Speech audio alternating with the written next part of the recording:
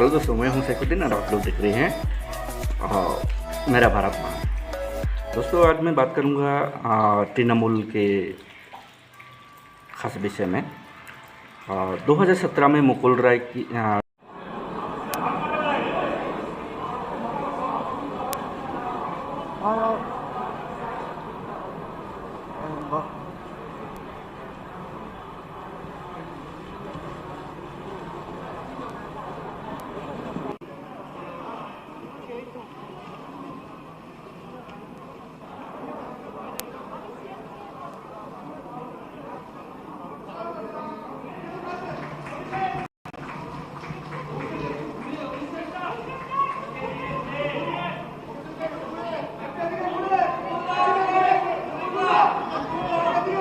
এই ঘরে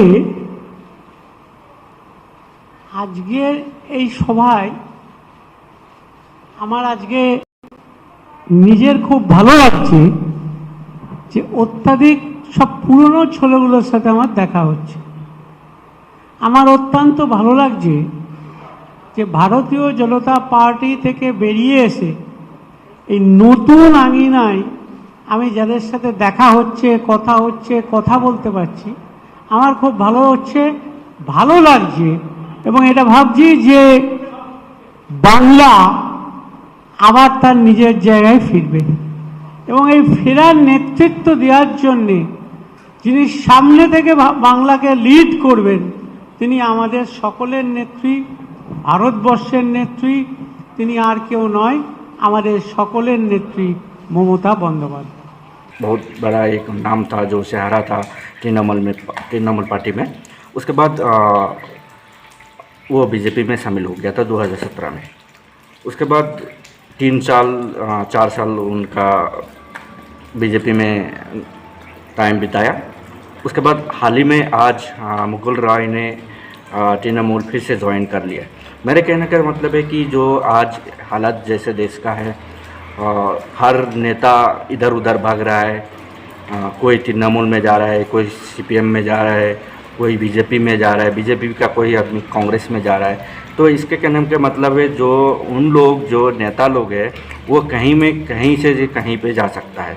लेकिन अगर दूसरा जो पब्लिक है, जो वोटर है, वो लोग अगर दूसरे जैसे कि अगर करते कांग्रेस कर रहा था, बीजेपी में इलेक्शन के टाइम पे बीजेपी को वोट दिए तो कांग्रेस नाराज।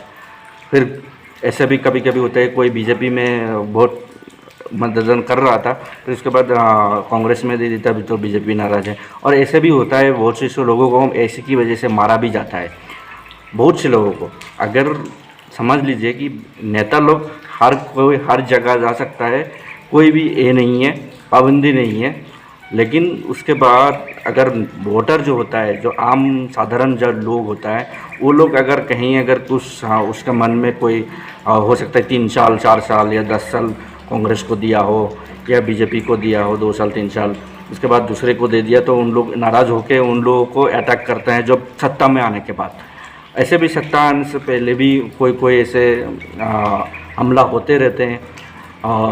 इसका जो जीता जागता सबूत है, जैसे कि तृणमूल में पता चल रहा है कि अभी लोगों को जो न्यूज़ में आ रहा था, खबर में जो आ रहा था कि तृणमूल जैसे ही सत्ता में आया, बहुत से ऐसे लोगों को बीजेपी तृणमूल के द्वारा पीटा गया, ये किया गया, घर जब्त किया, उसका घर जला दिया गया। ऐसे ही हर जगह में होता है। कोई कहीं अगर बीजेपी ऐसे अगर सत्ता में आ जाता है तो बाकी जो राजनीतिक पार्टी है तो उन लोगों को अटैक कर देते हैं। तो मैं चाहता हूँ कि ऐसे क्यों होता है। नेता लोग अगर जहाँ मन चाहे वहाँ जा सकता है, और अगर साधारण लोग, आम आदमी अगर यहाँ से वहाँ इलेक्शन में वोट दे दिया तो लोगों को उसका परिणाम भुगतना पड़ता है। हमारा देश कहाँ से कहाँ जा रहा है मेरे को समझ भी नहीं आ रहा है, क्यों ऐसे होता है। तो ऐसे कतई नहीं होना चाहिए। और जो भी इसे कोई ये होता है, कोई अटैक करने की कोशिश करता है, तो कम से कम हमारा जो पुलिस है तो उनको पूरी तरह से कार्रवाई करना चाहिए, क्योंकि ऐसे हालत बहुत बिगड़ता जाता है। और एक बात है कि नेता लोग जो मुकुल रॉय है, मुकुल रॉय जैसे कि बीजेपी में गया था, आज तृणमूल में आ गया, तो मैं समझ नहीं पा रहा हूँ कि मैसेज क्या मैसेज है। हर दिन अगर समझ लीजिए कोई सत्ता में अगर गुनहगार है, जैसे कि आज से 6-7 साल पहले जो सारोदा एक चिटफंड था, उस टाइम पे मुकुल रॉय को बीजेपी एक कद्दावर नेता है रविशंकर प्रसाद, उसी ने पूछ रहा था कि मुकुल रॉय को जवाब देना पड़ेगा कि चिटफंड का जो सारोदा चिटफंड है उसका पैसा खाया है, सीबीआई को जवाब देना पड़ेगा। जैसे ही वो एंट्री मारते हैं बीजेपी में, उसके बाद कोई भी उसको सवाल नहीं पूछा गया। लेकिन जैसे कि बोलता है ना कि गंगा में स्नान कर लिया हो, तो ऐसे ही लग रहा है कोई गुनाह छुपाने के लिए कहीं से कहीं चला जाता है। जब जिसका ऊपर सत्ता आ जाता है उसके साइड में चला जाता है।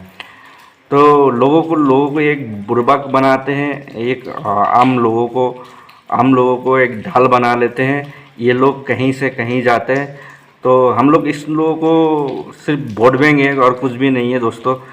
तो क्या करें, हमारा देशी हालात ही ऐसा है। तो चलते हैं अगले वीडियो की तरफ। तो वीडियो को अच्छा लगा तो लाइक कीजिए, शेयर कीजिए और सब्सक्राइब ज़रूर कीजिएगा अगर चैनल में नया है तो।